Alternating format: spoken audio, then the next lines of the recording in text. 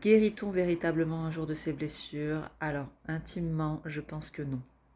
Je pense qu'il y a toujours une manière, il y a toujours une part de nous potentiellement qui peut se mettre en réaction face à des événements connus dans notre vie, qui ont été souffrants à un moment donné et qui ont créé à l'intérieur de nous comme des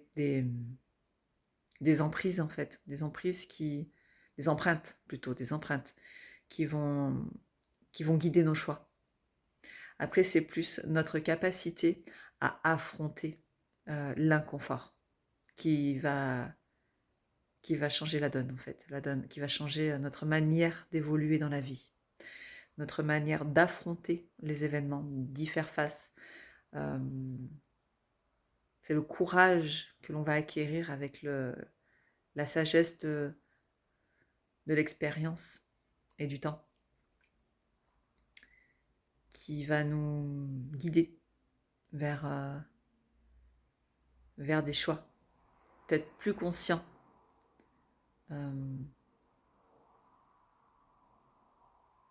Et c'est exactement là où il y a l'inconfort qu'il faut aller pour transcender ce qu'on n'a pas envie de vivre, pour pouvoir récolter le, le fruit du labeur, de la douleur.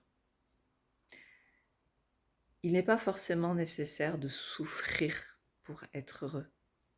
Pour autant, lorsque nous avons des blessures vives, nous en avons tous, des souffrances à l'intérieur, on vit tous des événements marquants qui nous font souffrir, qui nous rendent tristes, etc. Et c'est justement notre manière d'affronter cette souffrance qui nous ouvre la porte de, comment dire, du revers de la souffrance. Au plus l'on s'ouvre à l'ouverture, à la potentialité de souffrir, au plus on accepte la souffrance, au plus on accepte l'amour. Au plus j'accepte la potentialité de souffrir et de faire face à la souffrance que la blessure peut amener en moi, au plus je m'ouvre à l'expérience de l'amour. C'est vraiment